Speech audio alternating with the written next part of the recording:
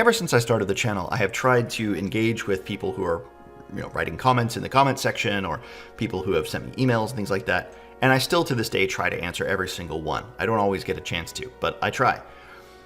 But from time to time, I'd like to spend a bit more time answering your questions and getting to your comments. And so I thought that's what I'm going to do in this video. I'm going to be replying to people's questions and trying to get to some of those that I think deserve more full answers than I'm able to give elsewhere.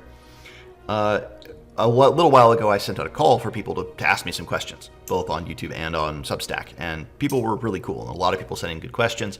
I'm not going to be able to get to all the stuff that I got either in the comment sections of various videos or through email or all of that stuff, so I'm going to do my best to cover what I can and some of the ones that I found to be really interesting, but it's kind of a grab bag. I just got a whole bunch of them and assigned them a number, and I'm just kind of go through them in the order, and I don't really even know which one's which. So I'm just going to answer them as they come up. But there were some really interesting ones as I was filtering through them, so hopefully you guys will find this interesting too. And if you do have questions in addition, follow-ups, or anything else you'd like, again, I try to answer every comment on this channel. So if you leave one below, as long as it's not a trolly comment or something like that, I'm going to get to it. I want to start off with Arthur Marquez. He's a friend of the channel, and he has commented a lot. He's been here since almost the beginning. He actually is the winner of the giveaway, coincidentally, that I did a couple months ago for Gods of the Forbidden North Volume 1. So Arthur asks, what makes you decide to not review something? Also, what are some major flags creators must care about if they want to pierce the OSR bubble? I'll start with the second half of that question first. I think the first part's more interesting, probably for you guys who are watching this channel, but I want to answer that first one, or the second one, really quickly, because I think it's a little bit quicker. I think it depends on what you mean by major flags. You mean major things to watch out for. I would say watch out for the sort of 5th edition tropes. An overemphasis on structure and narrative that is outside the player's choice control. So, here's one scene, then here's another scene, then there's another scene. If you're writing for the kind of standard OSR games like Shadow Dark at this point, or Old School Essentials, or DCC, then the idea of scenes and moving from one to the next is just kind of out. So I would say avoid that. If that's you don't want to do that sort of thing. There's others. There are probably people out there who have good videos on the differences between OSR and non-OSR games that I might point you to. But if you just mean like what are some of the hallmarks that you need to include in your game, well then I would really recommend you check out Questing Beast's video recently about the OSR and what it is and how to enter into it. So I'll put a link below if I can remember to that video, but you can also just look it up. So he answers that better than I could. I'll defer to him. But the first part of your question, what makes you decide to not review something? I think it really comes down to maybe 3 things. First of all, I'm not going to review anything that is just really low quality. And that might sound obvious, but people do send me a lot of stuff, and I look at it and I'm like, this is not even kind of a first draft. This is really, like, they kind of want my feedback on where they should go with it. And, as much as I would like to, I just don't have the time to help people write their own adventures. So if if you're sending me something that is not done yet, which a lot of people do, again, it might sound funny, but it is actually quite common. I'm not going to review that on the channel, certainly, and I don't know if I'll have the time to give you the sort of feedback you might like on that. I would like to. Again, that's the sort of thing that would be great if I could get that, but I just don't have enough time to answer those sorts of emails in detail. Usually I just say, hey, here's something to think about, and then I move on. That's not so much a review, but I think a lot of those people do want me to talk about them on the channel. Another thing that I think I'm not really looking for is anything that's really hyper generic, especially if it costs money. And there's a lot of producers out there, I would say, I'm not going to name any names in this video, but there are a lot of people who are producing, I would say, for Shadow Dark in particular, that are making a lot of stuff, and it's all very generic. It's all very samey, and it all costs a lot of money for what is being given. And I don't really want to feature that on the channel because I don't think it's worth the money. And if you can't say something nice, don't say anything at all, right? So I'm just not gonna do that. I don't need to take anybody down and try to start a crusade against anybody for producing adventures that people clearly like, because they keep on buying them and they keep making things like that. So I'm not gonna go into that, but that's sort of thing I'm not gonna review on the channel. If it is sort of vanilla or it has a classic vibe to it, I'm happy to review it. But if it's really generic and there's nothing that stands out about it as opposed to other adventures, then I might include it in like, one of my big grab bag videos or like what people sent me videos. But if it's just going to be like, part of a 3-set or a 1-set or a 1-off video, then I'm not really going to review that. And then I would say the last thing, the thing that I'm not really interested in reviewing are things that really go outside my taste, really go outside my vibe. Now, I have reviewed some things. The most notable that I would say recently is Upon the Corpse Road. That's from Morkborg, and I have no real interest in Morkborg. So when I saw that initially, I was like, nah, I'm not really going to review it. But then curiosity kind of got the better of me, and I was like, well, it's got an interesting cover, and the people were really nice in their email when they sent it over, so I'll look at the first few pages. And it hooked me, and I read through the whole thing, and then I featured it on the channel. So that's the sort of adventure that normally I wouldn't really review, but that, I'm actually really glad that I did, because it was a great adventure, and it didn't lean into the despair the way that I thought it was going to. So, if it's outside my taste, if it's outside of what I would ever consider running or be interested in running at all, if it's not the sort of thing that fits my vibe, then I'm way less likely to review it. So anyway, that's a long-winded answer, but I can't, it's not like I have like a list of things that I hit, and I'm like, oh, if it doesn't hit these 5 marks, I'm not going to review it. I kind of go with my gut a lot of the time, and I'm like, oh, that's a cool thing, I want to review that, or that's kind of cool, I want to review that, or nah, I'll put that in on the long list, right? I have kind of a short list and a long list of things to review, and really it's just a file. I just put the files in one of the files or the other, and yeah, the file folder with the with all of the reviews I will eventually get to is much longer than the one with the ones that I really want to do. Anyway, thank you, Arthur, for your question. All right, let me see what else we got here. Whole bunch. Okay, here's one from Matthew Constantine, also a friend of the channel, and his channel is great. I featured it in a video a while back. You guys should go check out Matthew's channel. Really, really cool. But he asks this. This might be a weird one, but if you were going to run a Shadowdark or DCC game that was Goblin PC focused, not necessarily evil, but maybe a bit on the chaotic side, what adventure modules / campaigns, etc. might you use as a framework?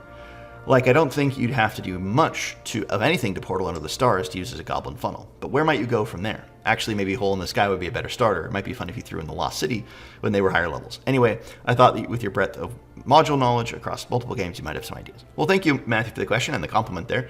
Honestly, I think you are way better positioned to know the different adventures than I do. I think you have a deeper knowledge of all of these adventures than I do. You've reviewed a lot more on your channel. Again, I go to you when I'm looking for, like, stuff to find. Like, yeah, I think you have a very good channel. And again, everybody should go check out Matthew's channel. Great one.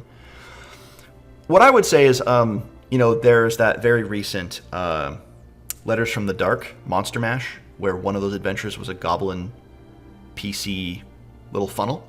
And I think that would be a great place to start a campaign. It's called Goblin Games. It's really cool. It was one of the ones that I really liked from that whole Monster Mash set. There were a couple that I really liked. That was my favorite, the Goblin Games from it. But honestly, if I were going to do this, I actually ran a Goblin. This was back in 5th edition, like early in 5th edition. I actually ran a Goblin campaign, and what I did was I created a bunch of ridiculous level 2 Goblin PCs, and they all were weird. Like, there was a wizard who was like he had like a giant like candle snuffer for a helmet, and it made him like, unable to see, but he got bonuses to casting an AC. And I made one guy who was like a puppeteer, and I made one who was like a big bruiser, and I made one who was like a druid who could turn into like a snake. Like, I just made a bunch of ridiculous characters. And then the idea was it was the Overlord's birthday, the great evil Overlord's birthday. And they were sent to the realm of the gods to steal the wand of cake making or something. It was so absurd, but it was so much fun. I got a big group of my players, and actually this was back when I was out in California, and there was a whole bunch of people I didn't really know, and so I just like texted the group, or I messaged the group, and because they knew we were going to play, and I was like, there was like 9 people, and I was like, here's 15 Goblin PCs, every one of you pick one. And then they all showed up with a different character, and they were all acting as their goblin. It was so great. And then we did this basically like a funnel, but they were level 2. And by the end of it, like, only one of them survived. One guy was permanently immune to damage, but he had been trapped in this bubble, and he could only bounce around. The other guy could fly, and they were kind of racing back to the portal because they didn't trust each other, and one of them made it back out with the wand of cake making to, like, I don't know, it was just absurd. So I'd run something like that. Like, I would make your own. If you're going to do a goblin-focused campaign on the chaotic side, make your own wacky adventure like that or something like that. But you're absolutely right. Portal Under the Stars would be pretty easy to use. if you're not interested in any of that, then I would say go with Goblin Games from Monster Mash. I think that's a great Shadow Dark specifically adventure. Also, A Troll in the Woods is also pretty cool. That's like a monster-focused adventure, and it also has kind of that retrieval idea. You could easily adapt that to Shadow Dark. A Troll in the Woods is one of the... it's a DCC, actually, I think. A DCC pamphlet adventure, now that I think about it. The idea is a hag wants you to sneak into a human town and steal their bell. I think that's what the adventure is. I reviewed it a while back on the channel. I think it's called A Troll in the Woods. Anyway. No, I'm thinking of a different adventure. It's not called A Troll in the Woods. Dang it. I'll try to find it and put it below if you guys... I'll try to put it below. But it's a cool adventure with that in mind, and I think it is for DCC. Anyway, thank you, Matthew, for your question. All right, this is a question from Substack, James M. Spawn. He asked, have you ever considered dipping your toe in the design end of things and publishing an adventure or even your own game? If not, why not? If so, what's holding you back? Well, I actually have. I did release one adventure. It was early on, about a year and a half ago now, for Shadow Dark. It's like a level 4 or level 5 adventure. It's called The Blessed and the Beast. And it is, I think it's a little cool little point crawl. I just use a little bit of public domain art. It uses a dice and logos map. But I think there's some cool ideas there. There's a time mechanic. So as you're crossing this battlefield, it's this chaos warped old battlefield. And one of the random encounters that can happen is that the time shifts around you and you shift to different periods of time in the history of this place. And so you can end up in the battle that created the Chaos Rift in the first place, or you can jump forward where there's other adventuring parties out there, and there's some interesting NPCs that you can run into, and then of course there's a Chimera at the very end with a little bit of a dungeon with some weird chaos and time effects that are going on. And I don't know, I think it's a really cool adventure. The Blessed and the Beast. You can find it if you go to DriveThruRPG and search that. You can find it in the link to my About section here. So yeah, I actually have designed an adventure. And speaking of designing a game, I am working on, although I've slowed down a bit since the school year started, I'm working on my own solo RPG. More as an exercise than as something that I would probably release, although who knows. I might release at some point if it works out, if it's fun. And it is fun to solo playtest it. I have actually had quite a lot of fun. One of my readers on Substack has started to playtest it himself, and he started to post his playtest reviews, and it's great. They sound really, really fun. So we're both kind of going back and forth talking about that, and that's great. So I am actually designing, and I'd say what's holding me back? Well, really it's just time. I think that's the thing. I have a lot of interests. I'm a generalist, and so my interests are varied, and I like to do a lot of things a little bit.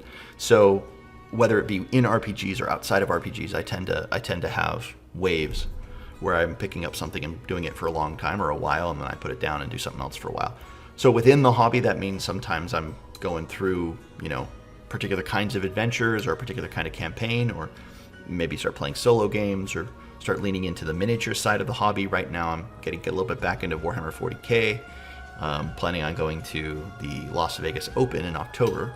I'm going to do the narrative tournament with my brother-in-law. He and I try to go to that every year. And so we're going to do a little bit of 40K battling over there in Vegas in October. That'll be super fun. So yeah, that's partly what I'm doing right now. So really it's just a matter of time, James. But thank you for the question, yeah. Musgrob, a viewer, asked me, when are we getting Mausritter deep dives? That's a good question. I should do it soon. I love Mausritter. I have reviewed Mausritter on the channel, but it was part of my 3 Tiny Adventures review, and I think like 400 people viewed it. To this day, I think it only has like 400 views, which I remember when I posted it, I was like, oh my gosh, I got 400 views on a video. I was like, that's awesome. So anyway, I think I was super excited about that. And I think that's still, it's 400 views is nothing to sneeze at. But so at some point I do want to do a deep dive for Mausritter. It's my second I think it's my third most played OSR game at this point. And I mostly play it with my nephews. And so when they're free and they're not playing their own 5th edition game, because they play 5th edition all the time with their cousins and with different groups of people. And since I'm not as keen on 5th edition, I don't play as much in that sort of group because I'm not terribly interested in 5th edition anymore, and they really enjoy it. But Mausritter is something that they all do like, mostly for the creatures than for the mechanics and the idea and the imagery than for the mechanics. But they do enjoy it. So when we get a chance, I like to play with them. So I think I'd like to play Tiny Fables before I do a deep dive on Mausritter. Tiny Fables is like one of the adventures I was planning on doing starting over the summer and then into the school year, and I'm going to try to start it maybe in October, maybe a little bit later, as my home game, pretty much. I'm starting a Dolmenwood campaign for my online group, and so for my nephews in my home game, we'll be doing, Mausritter, and I'd like to do Tiny Fables. And then once I finish Tiny Fables, who knows, maybe by November or something like that, maybe I would feel better about doing a deep dive at that point. Because I have played Mausritter, but I haven't done a full campaign in Mausritter. So that's what I would say, maybe November. All right, let's see. Bloodwolf Ninja 109 asks, do you often comment on the art in RPGs? Do you have a favorite artist who focuses on fantasy? I currently love Johan Agerkrans and Justin Gerard, to name a few. Yeah, I like Jacob Fleming's art. It reminds me of Jacob Fleming he does his own RPG, but he also did a whole bunch of work on, he does a bunch of system neutral adventures and stuff like that. He did a bunch of the art from Gods of the Forbidden North. I've seen his work in various RPGs, and it's really good. It's simple, and it has a sort of like Saturday morning cartoon look, but not in any kind of a bad way. It's more serious than that, but it has kind of a cartoony look, but in a way that I find very appealing. It's not like cartoonish and like comic booky or silly in that way, but it's a really good style, and I think it's fun. It fits the vibe that I often picture in my mind when I'm thinking of a sort of classic D&D look. But I think that the classics are some of my favorite. I really, really like, all of the TSR artists. Larry Elmore, I think is one of my favorites, but I like them all. There is also an artist who worked on Dolmenwood. I forget her name. I think she's European. She does the sort of, what would I say? I don't really know how to describe it. I'm not great at describing the art that I'm looking at. But it's the very, very whimsical. It's the art that I mostly use in all of my shorts from Dolmenwood. She's the artist who creates all of that. Again, I'm going to forget her name. If I remember, and I also think about it, I'll try to put it below here. But also a fantastic artist. So those are the ones that I'm kind of keen on. Thank you, Bloodwolf Ninja.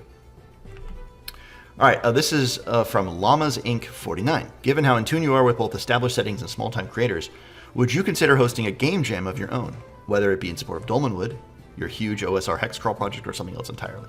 That's a really good idea, Llamas, and I think it would be super fun to do a game jam. I think I would want time, so I probably wouldn't do it during the school year, but maybe next summer. Maybe I could get things going if I can get enough interest, if people are interested in maybe submitting items to a game jam. I was super, super happy with a lot of the entries from the Knave game jam, from Baron de Rop's game jam last year. I've early on in the channel, I reviewed a ton of the entries from A Town, a Forest, and a Dungeon game jam. And then this Appendix N game jam, which was very recently, also had a bunch of great adventures, and some that I'm still going to want to review on the channel. So yeah, game jams are great. The stipulations I'd probably would make, I'd probably ask that whoever submitted those entries keep them either free or pay what you want, given that's kind of what my channel does. And that means that it would limit the number of people who want to work on it, because I think a lot of people do want to get paid for their work, understandably. But that's probably would be one of the stipulations, would be that it would be OSR, maybe just a handful of pages, and that it would be free or pay what you want. Yeah, but that's a great question, Llama, and I hope to do that. That would be really fun. All right, let's see. RCH Markert, yeah, or Marker T. Morning.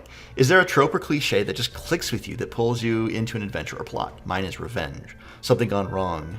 Someone got done a wrong, gathers a group and extracts their revenge. I love that so much. Best Served Cold is my favorite fantasy novel of the last few years by Joe Abercrombie that executes that trope beautifully. Yeah, I love classic tropes. I love a lot of them. I think being lost on a desert island is a big one for me. That's a big trope if like a ship is shipwrecked. I don't see that kind of adventure very much, but I love that. I ran an adventure like that once for my own home group, and it was really fun. It was one of the more memorable adventures that I ever ran. Just a few sessions, but it was a great one. Anything that goes down into the earth, like deep down, like Journey to the Center of the Earth, that's another big trope cliche that I just love, and that draws me right in as well. I'm also, as funny as it sounds, I'm also a big trope of like the traditional like princess in a tower kind of trope, but I like it when it's like inverted or switched. I think that's always funny. When you're trying to rescue a princess, but it turns out she's a lich, or it turns out she's the dragon, or something flipped. I'm always reminded of 8-Bit Theater when Princess Sarah is kidnapped by Garland, and Garland is just hopelessly incompetent and inept. And so she ends up having to take over and teach his minions how to be evil, and she becomes the evil overlord, and Garland's kind of just a figurehead. So then when the Light Warriors rescue her, she kind of is like opposing them, but then she's the princess, so they have to rescue her, and then she's like, all right, I guess I'm rescued. Anyway, I think that was hilarious. So I like that. I like those sorts of tropes. I think they're funny. Played straight, I think the princess trope, whatever. It's whatever. But I think you can play with it and make it funny, because everyone's kind of familiar with it in the hobby. The same thing with like the cult who's kidnapped the X, Y, or Z person, right? You can play with that and make it more interesting. Those sorts of tropes are actually fun. I'm often driven by tropes that involve rescuing someone. I've realized that my mind goes to those pretty quickly, because it's an easy way for players to feel heroic. And I think that's something that we often miss. Like, it's one thing for the characters to feel heroic. They often do. And the characters are sometimes pretty villainous, right? Or they're interested in gold or silver or whatever. But you want to give the players, in my opinion, opportunities to feel heroic. And even if their characters are doing it for gold, or they're doing it for treasure, or they happen to be doing it for one reason or another, players tend to feel good if they rescue a good person from a bad fate, right? And so I like that trope. Even though it is kind of tropey, I do like it. Anyway, thank you, RCH Marker T.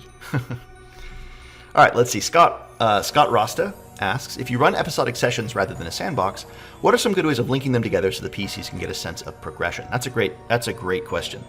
Episodic sessions rather than a sandbox, I think you can do it in a few ways. One way is to, as you finish one session or an adventure, and then you jump ahead to the next one, make sure some time has passed, and then describe how their characters have physically changed. That can be a cool mental image, but it creates kind of a nice cohesive shift.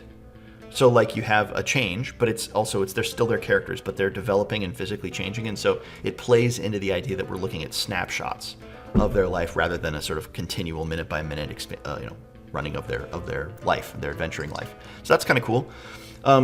I think there are lots of meta ways of connecting episodic sessions, especially if you have a bigger group. Like, you can have them all be part of one guild, right? And then you can think of the guild as progressing. Even if you're not using a sandbox, you can still give them a map of the world, and then as they run sessions, you fill in the area around the areas that they have explored.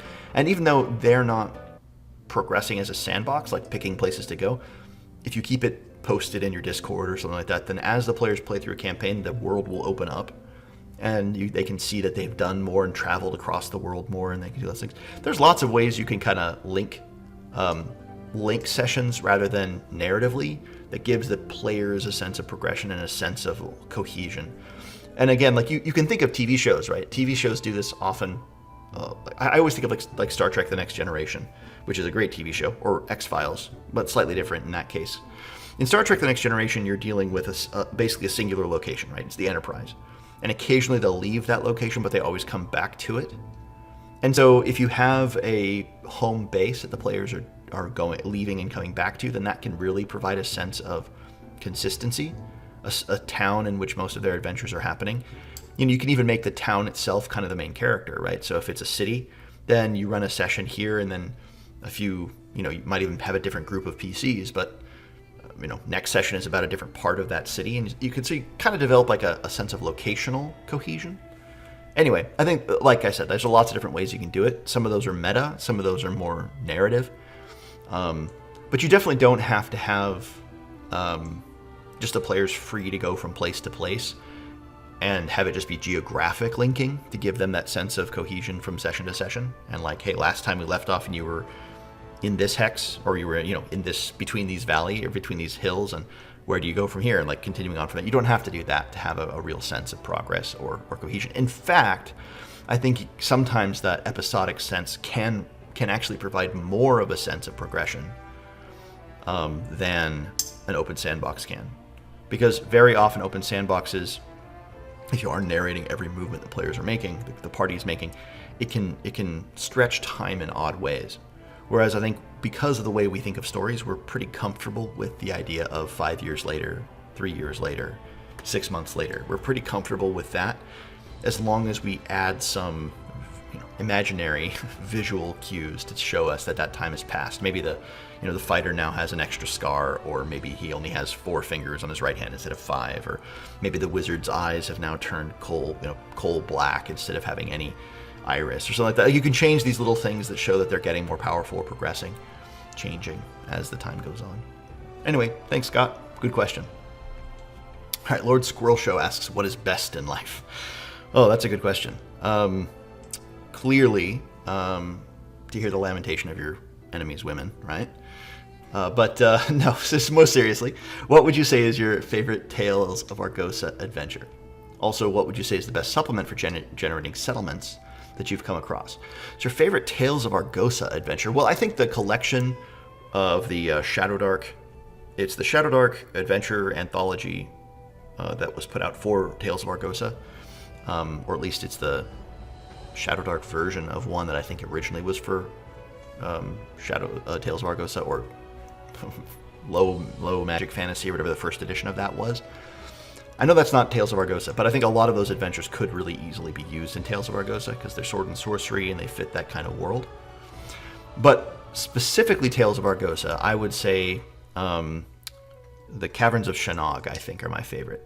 I've reviewed 3, the Sky Tower Belkzos, the Caverns of Shannog, and oh gosh, I forget the other one is. It's the Tomb of something or the Crypt of something. Crypt of Kursaba, that's what it's called, the Crypt of Kursaba. So I think the Caverns of Shannog is my favorite of those 3. It's really cool. It feels sword and sorcery the most. You have the sort of like devolved creatures, Cyclops creatures down there. The monsters are cool. The demigod worm thing that they're worshipping. There's some cool NPCs and some weird wizard stuff going on down there. So it's a good adventure, and it feels kind of like 13th Warrior or something like that, where you're going into a cave and there's these devolved creatures, and I don't know, it's cool. And then what would I say is the best supplement for generating settlements that I've come across? Probably either something simple like Mausritter. Not Mausritter. I mean, maze rats. Mouse rats. You can see where I went wrong. No, I think like maze rats is a great settlement generator. That those D6 tables or the D66 tables are just amazing. But there's also a really good. You can get the pretty cool settlement generator from the Atelier Clandestine's Hex generator. Gosh, I'm forgetting what it's called now. But it's there. I've reviewed it again also on the channel. But it's a really cool product where you generate a whole hex crawl setting with dungeons, and there's a bunch of settlements and lairs and locations in there. So probably something like that. It's a really cool. And what I like about both of those is that they're very simple. They're very easy. Because I you can always add spark tables into villages. You can always create cool plots and dungeons that go along with villages. But just getting a basic framework for a village, that's the lion's share of the work. And then once you have, the basic layout and the people and all that stuff, then you can start adding in more particular stuff. But those more particular things, right? I mean, any spark table can do, right? That's one of the things I love about the Maze Rats book, is that you can take almost any one of those D6 tables and use it as a spark table for any aspect of your game. So you could roll like the ethereal elements table, right, which is designed for spells, but you could use that as a spark table for a town, right? So you create a town and then you roll on the ethereal elements table and you get some weird element, and it's like, hey, that's the spark of imagination now you have to use. How does this relate to the village? How can I build a cool village around this ethereal element or whatever? So yeah, Maze Rats, it's one of the best books out there. It's one of the best supplements out there. The game itself, is fine, but I mean like the tables. So yeah, that's my answer. Okay, let's see. Brian Leonard 7685 asks, you make a lot of reviews for different settings and systems.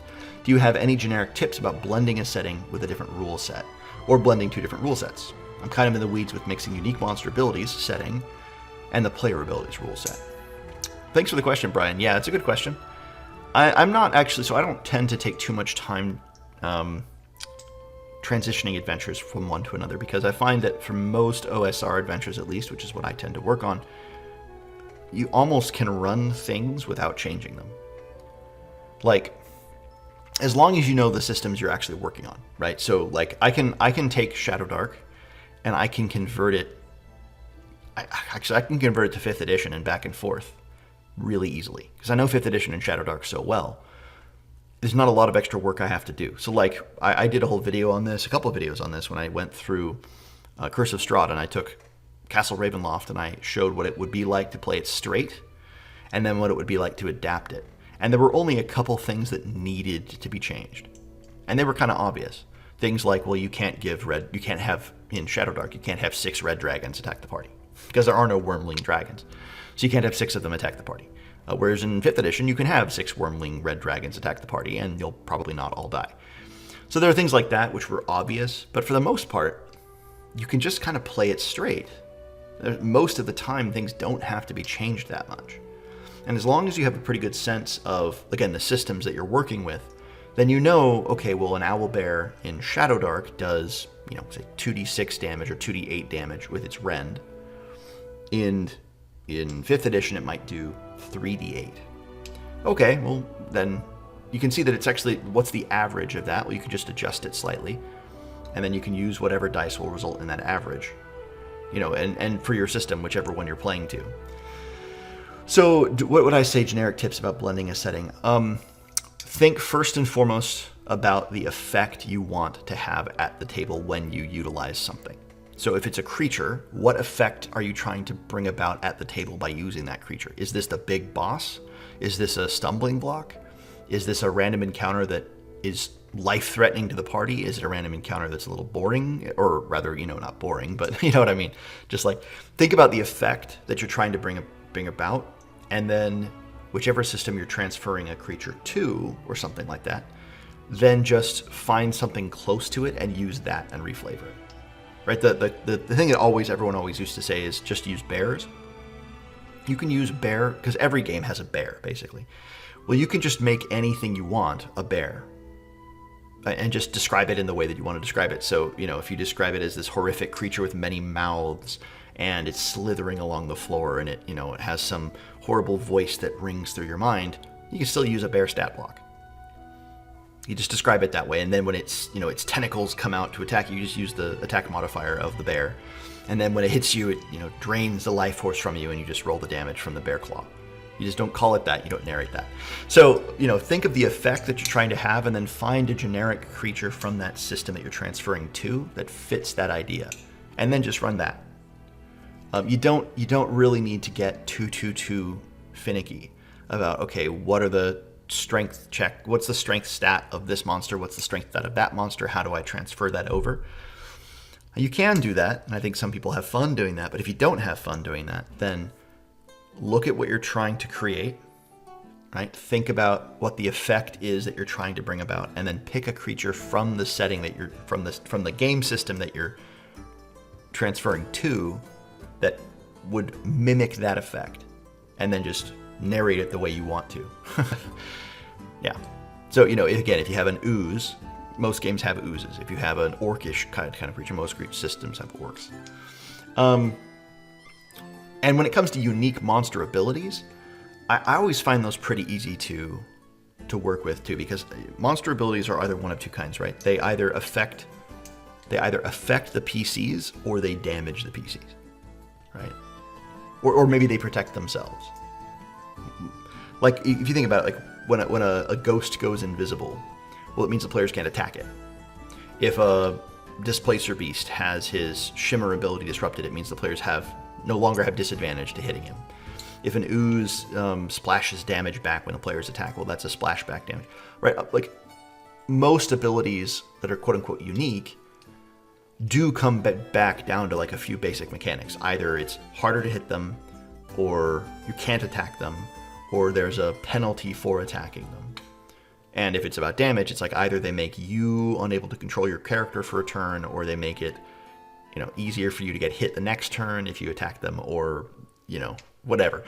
So unique monster abilities are not actually even that hard to make either, because again, what effect do I want to have? Is there a rule already for that in my game or something like it? If so, just use that. So if my game has a disadvantage ability, then just use disadvantage, right? Or if my game has an advantage ability, just use that. Again, it's a long-winded answer, but the basic point is just what effect, and again, I'm going to say this like for the third or fourth time, what effect are you trying to bring about at the table? What's the thing that you want it to do? and then just pick something that does something like that and use that instead and narrate it the way you want. When it comes to monsters, yeah, for sure.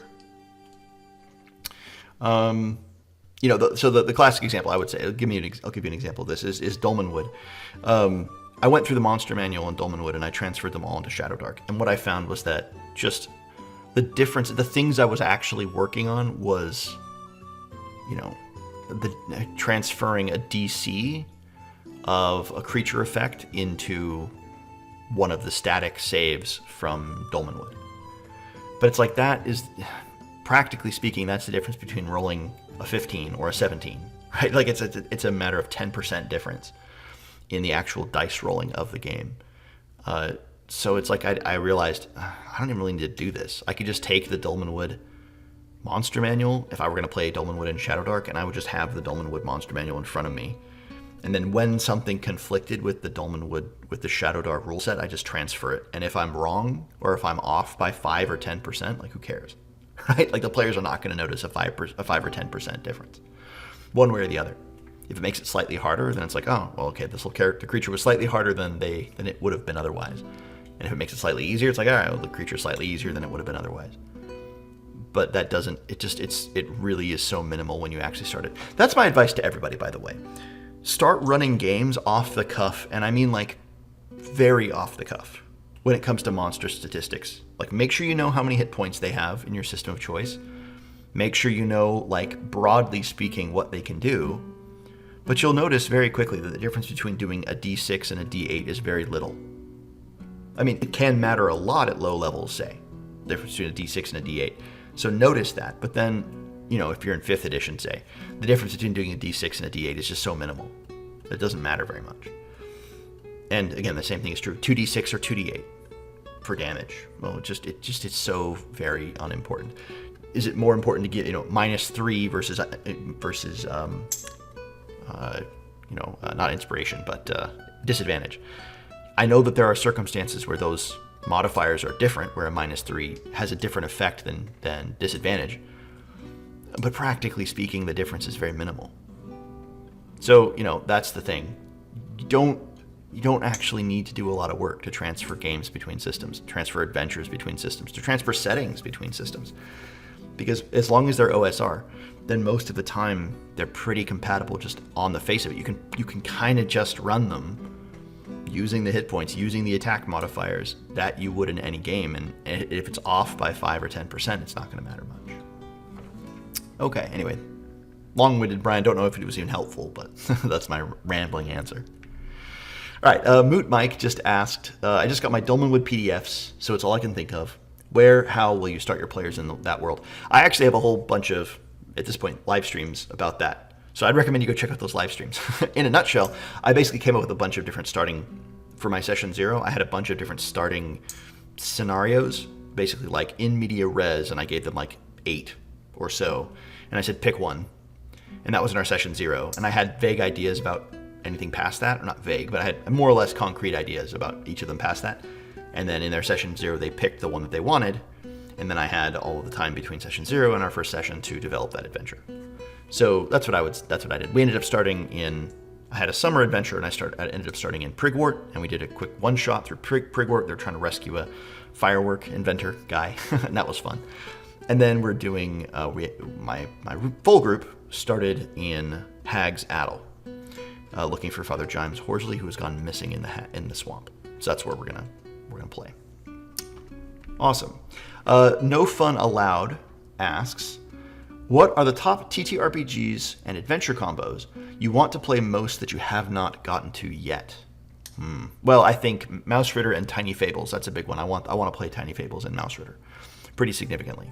That's a big one that I really want to do. Let's see, what else? Honestly, that's the big one that comes to mind. I think Gods of the Forbidden North for old school essentials. Yeah, I was thinking about playing Gods of the Forbidden North for Shadowdark, but now that I've played Dolmenwood a little bit and it's very close to old school essentials, I don't know. We'll see. Really, that's what we're gonna see. My group and I will play Dolmenwood using the Dolmenwood rule set, And if at the end of that campaign or the end of a few sessions we're like, yeah, this is fun, but we prefer Shadowdark, then we'll go back to Shadowdark. And then for that, I'll use that for maybe Gods of the Forbidden North when I eventually come to it. Also, Curse of the Black Rock. I almost said Curse of the Black Pearl. That's the movie. Secret of the Black Crag, which is the pirate setting. I want to run that, and I want to run that probably for Shadowdark. But that will be a campaign in the future. And then, of course, there's Kasura, King of the Wastelands, which I want to run probably again for Shadowdark, maybe for Old School Essentials. Yeah, for sure. Awesome. Okay, let's see. Gami Chops. How would you do that different take on stress in Dolmenwood that I mentioned the other day? Oh, that's right.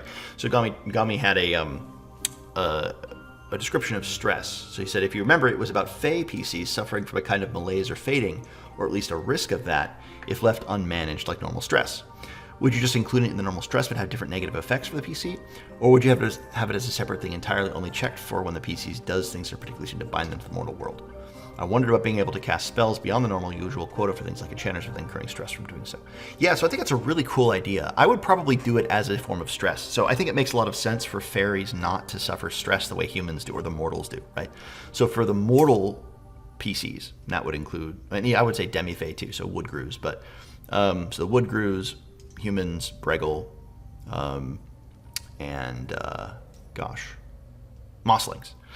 Then I would say normal stress works. But for Grimalkin and elves, I would say just have it be stress, but have it and do the same exact mechanic for stress, but just use it and have it trigger in different circumstances. So yeah, it has different negative. I might even keep the same negative effects. Just have it be, when the rest of the party would trigger stress, just have it be a different set of circumstances that trigger it for the fairy. So when they come into contact with, cold iron or silver, when they come into contact with real divine magic, like I might even do it because there's already a rule for divine magic not working on fairies. Like there's a chance, like a 20% chance or something, that it doesn't work at 2 and 6, maybe a 2 and 6 chance or something like that. I forget. But you could have it be that if it fails on them, or maybe if it succeeds on them, they have to make a stress test, right? And because that binds them more to the world. If the one true God and through his saints gets to work on them, well, that means they're not part of fairy anymore and they're drawn into the mortal world a bit. So I don't know. I think you could do things like that, which would be kind of cool. So I think basically what I would say is I would have it function the same way. I would just have it trigger differently. Yeah, that's what I would say. And you could call it stress, you could call it fading or something like that, but the mechanic could be the same. Anyway, thank you, Gami. Bloodwolf Ninja again asks, the Kindred of Dolmenwood do a good job of giving the setting a unique feel. However, I find some of them too weird for my taste, Breggle and Woodgrew specifically. I like the classic Tolkien race options. If you were to add dwarves and halflings into Dolmenwood, how would you do it? Would you replace two Kindreds, just add them in natives or non-natives, or would adding them take away too much from the setting? Well, your table is your table, so whatever you end up doing, if it's fun for you and your players, that who cares if it takes away from the setting? If you don't like the setting as is in this way, and this would make it more fun for you, then totally do it. That's what I say. You could always test it out, right? Play a one shot or two and see how including dwarves and halflings feels. I think halflings make a lot more sense in Dolmenwood than dwarves. Although dwarves could work just fine. I might make dwarves more gnomish than dwarvy, if you really want to fit the Dolmenwood feeling. But you don't have to do that either. If I were to do it in terms of options, if you don't like the Breggle and Woodgrew as player kindreds, then I would just say they're not player kindreds, right? These are just NPC races. But if you do want to, yeah, that's what I would say. Have the Breggle and Woodgrew be, I think they're cool in the world, but maybe not for player races. So that's up to you. I would say if they're really too weird for your taste, like you don't want them in the game at all, then take them out. And nothing would change that dramatically. Just make the Breggle like a different kindred of humans. Make them a different kind of human, right? They're from a different place. They're the natives of Dolmenwood. They're more related to the woodcutters and to the Druun than they are to the Brackenwolders, right? And so they have more woodish qualities, and they're more comfortable in the Western Highwold and stuff like that. You could easily make them just humans. And with Woodgrew, I think you could keep Woodgrew, just only have them out in the forests. Don't put them in towns and the players can't play them. And so they're just weird fairy things, you know. But yeah, so how, if you were going to use the Tolkien dwarves and halflings, I would probably make the dwarves less Tolkien-y and more gnomish. But you could also take them like the Norse saga-y and make them like ring makers, and there's very few of them, and they dwell beneath the earth. And they're not like Tolkien dwarves in that they're building big halls of stone, but they're more like servants of giants, where they work with the, you know, in that way. Because there are some giants in Dolmenwood. You could make the dwarves relate to the giants. I think hobbits work relatively well with the Dolmenwood vibe. Halflings. I might make them Kender instead of halflings. Kender are fun. I used to do that all the time. All of my halflings were Kender, basically. I made them immune to fear. And that was a really interesting dynamic for my players, because the only fear that Kender can have is dragon fear. They're unafraid of any other kind of fear. They're just immune to it. So it made for a really weird PCs, because you're like, well, I'm playing a character that cannot feel the emotion of fear. Like, what does that even mean? How does this person alive at the age of, you know, whatever they're at? So, because, you know, usually that would, if you don't have fear, probably you're dead. So I might do Kender instead of halfling, instead of hobbits. Yeah, at least I would think about it. Anyway, thank you for the question. Let's see, Brynjar MP, or Brynjar MP asks, when looking for a good sandbox adventure module to play, what are the top 3 things you look for most? That is, i.e. NPC interaction, faction dynamics, deadly dungeons, connecting story threads, etc., etc. Yeah, so if I'm looking for a good sandbox adventure, I'm looking for, I'm really looking for maps. That's the thing that catches my eye first. No, but other than that, I'm looking for, I think, factions and dungeons. I'm looking for really cool, well-designed dungeons, and I'm looking for cool factions. NPC interaction is fun, but you don't need a really complex story. What's cool to have is NPCs with motivations that are in conflict with one another, and when those conflicts relate to the dungeons and the factions. So yeah, I would say, but if you can have some cool factions and some cool dungeons, then the story threads idea, I'm pretty good about connecting dungeons myself. I don't think I need the game module to tell me that, so I can usually do that myself. And then when it comes to coming up with cool NPCs or their interactions, as long as the factions are interesting, then I can create members of those factions pretty easily. So I think what I'm looking for primarily are cool factions that build into the region really well, that have good motivations and opposition, but then the dungeons. Yeah, cool locations to investigate. And weird things happening in them. So that's what I'm looking for. So top 3, I guess. Deadly dungeons, faction dynamics, NPC interaction. In that order. All right, Frank Fermont asks, have you ever run Gardens of Yin or Stygian Library with any groups? No, I have not. I am going to put Gardens of Yin in as a fairy realm in my Dolmenwood campaign. Whether the players ever get there or not, I don't know. But I'm definitely going to be using it in that context. Stygian Library, I actually haven't really even read through. I think I watched the Questing Beast review of it, but I have not looked at Stygian Library past that. But Gardens of Yin is beautiful, as I just included it in my top 10 books that I reviewed this last year. It's gorgeous, and I want to run it, but I think I'll put it in Dolmenwood. Let's see, Jackie Bob asks, is there such a thing as filling your sandbox with too many things? 100% yes. You can fill your sandbox with too many things. Where that line is I think more of a question. I'm not sure I know where the line there is. And I'm not sure that it's the same line for everybody. In fact, I'm pretty sure it's not. Some people really do want things to be a bit more empty, feels a little more real. Because, you know, it's like, well, if there is a 6-mile hex, you know, how many dragons are you going to have in a 6-mile hex? Right? Like, how many different adventure sites are you going to have in one 6-mile hex? But I think you can easily go too far in that direction as well, when it's just like, well, there's just nothing to see. It's a big area and there's like 3 things to encounter there, and that ends up being practically boring. So yes, it certainly is true. It is the case you can fill your sandbox with too many things. Yeah, 100%. But I think the goal is not realism, except insofar as realism helps the fun at the table. And that really does. Like, so for me, if a game is unrealistic, I don't have as much fun. If it's really unrealistic, I don't have as much fun. If like, you know, there's some really breaks in my sense of immersion, then I don't have as much fun. So you clearly need realism to some degree, right? Fantasy realism, you need to some degree. To what degree you like it, that's up to you. But what I would say is, you know, err on the side of fun rather than on the side of, well, this feels too busy. Yeah, err on the side of fun. It's more fun for the players to run into random wacky stuff than it is. Well, I remember one game my players were like, man, how is it the case that there are so many wolves out here? Because they ran into like 3 wolf random encounters back to back.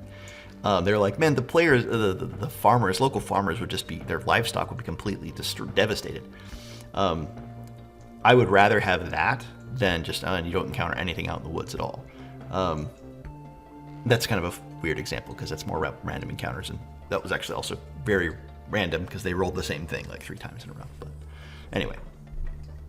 Okay, let's see. Macapi6571, or Mac-Oppy, Macapi, says, when will you review or disavow Orc and Bone to Blood and Gnome, Blood plus Gnome? I have no idea what that is. Maybe I should know what that is, but I do not. So I cannot review and or disavow. Sorry, Mac. Yeah. If it's an obvious thing that I've just somehow missed, please someone let me know. If it's something that is very obscure that I shouldn't have known about, then I just didn't. All right, Muzzgrub also, but this he asked this on Substack, asked, what is your favorite hex in Dolmenwood? That's another great question. What is my favorite hex in Dolmenwood? Gosh, there are a lot of good ones. I think one of my favorites is the one in the northwest, the hex with the Lady of Spring Unending. I really like her. I really like that location, and I like actually that whole region of Dolmenwood, with the knight who's out on the island that connects to her, the Oath Island guy, and the weird trolls that have the little garden out in the swamp. You got the witches out there; they're really cool. You've got the weird inn out there where everyone acts like it's totally normal to have a random inn in the middle of nowhere, and no one like acknowledges how weird it is.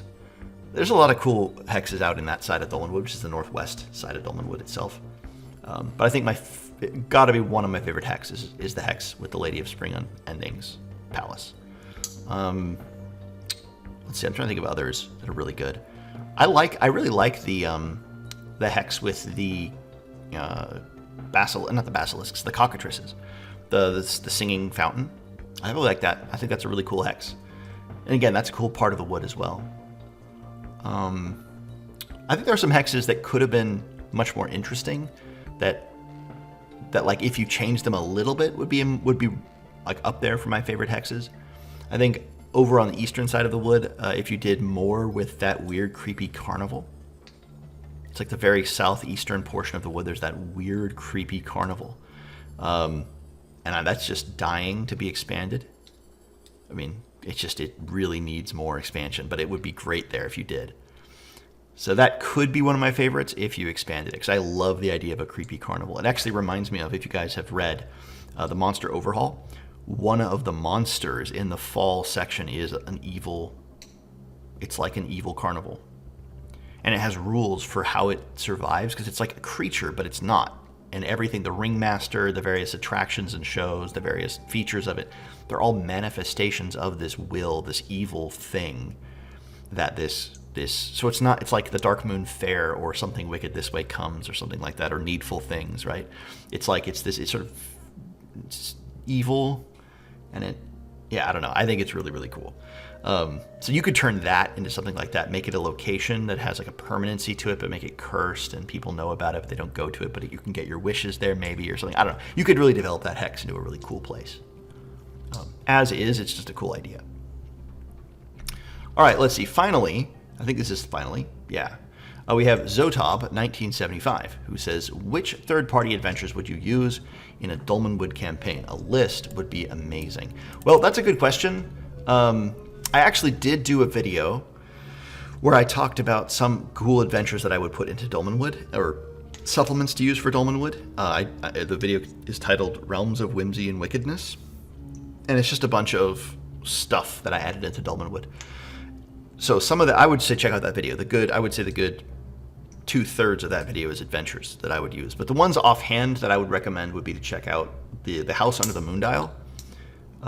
That is probably my #1 choice for a tonal fit with a third-party book for Dolmenwood. It's so good. the house under the Moondial. And then there's the Blackapple Brugh, which I put into Dolmenwood.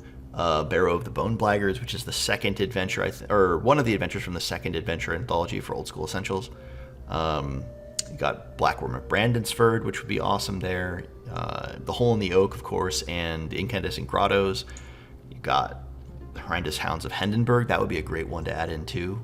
Nightmare over Ragged Hollow. Yeah, so I would say any of those would be my top choices. Probably, but again, my number one choice would be the House Under the Moondial. That would be my, I think, the best fit for Dolmenwood. Yeah. Anyway, thanks for the question. I think that's it. I think those are the questions that I wanted to cover today in this. Again, thank you to everybody who sent in questions. There are a lot more that people have asked on the channel over the last few weeks, but these are the ones that I thought I kind of wanted to cover, and they were also the main responses to my request for questions, so I wanted to cover at least all of those. But I also added in some more. But yeah, if you guys have any other questions, please feel free to leave them on this video or in other videos. I'll try to get to them. I'll try to do another one of these Q&As at some point, maybe the next few months. I like to do one it seems like I'm doing them every couple months. It seems like a good window. I'll probably be posting certainly a lot less frequently than I did in like July and August this summer, because now I'm back into school and the swing of things has come up. But also, I've just been feeling way more about 40K in the past few weeks. And I have other projects I've been working on and stuff like that, so I haven't had a chance to be as focused on the channel. I really wanted to get those Dolmenwood shorts done, and I did, and I was happy about those. I'm actually really happy with how they turned out. If you guys haven't checked those out, I'd recommend checking them out. I thought I did a good job on them, and people have said that they've been pretty helpful. And just the idea of these little bites of lore, 3 minutes at a time, basically, to help remind me, basically. I created them for myself to remind me about different parts of the Dolmenwood world, so that I can always review those really quickly and get a sense and the vibe and the music, and it just all kind of comes together in the art. So that's what I would go check those out. But when I finished those up, I was like, okay, that's good. That's a good project. And I also did my second anniversary video where I got through all of the top 10 that I did last year. I'm okay slowing down a little bit, maybe doing a video every week or something like that. So that's probably what it'll be for the near future. There's maybe about a video every week. I might do some more live streams. I really want to do, for Halloween, I want to do a series of live streams leading up to Halloween. You guys let me know if this would be interesting to you, where I read through different, maybe not every night or something like that, but just like maybe once or twice before Halloween, where I read through like an H.P. Lovecraft story or something like that and use it as inspiration for an adventure. I think that'd be kind of fun. Kind of like the Tolkien kind of impromptu inspiration that I read that one night. That was really fun, and the people who joined, we had a great time just like hanging out and reading Tolkien poetry and just like talking about Tolkien and the inspiration of poetry and all that stuff in our games. But I'd like to do it with like H.P. Lovecraft. I think that'd be fun. And then maybe Conan the Barbarian or something like that. Like go to actual inspirations and do that. So we'll see. Again, I have a lot of irons in the fire in all different areas of my life, and this is one of them, and I very much enjoy doing the hobby and getting into the channel, but it's just one of the things that I'm doing. And because it's not monetized and because I'm not making money off the channel itself, that it's not an incentive to like, I don't have to come back to it and like, oh, I got to keep my income up. Like it's not that. It's for fun. It's nice to have the affiliate links that people use, and I do make a little bit of money off those, and that's helpful. But that's helpful in paying for the books that I'm buying for the hobby. So it's sort of like a cycle. The less I'm into the hobby, the less I need that money. And the more I'm into it, the more the affiliate links make me, which means I can review more. So it's a nice like little pressure valve, right? Steam valve. Awesome. Well, again, thanks to everybody for sending those questions. To those of you who made it through all the whole video, awesome. That'll do it for me. I hope this has been interesting, everybody, and I'll see you all in another video.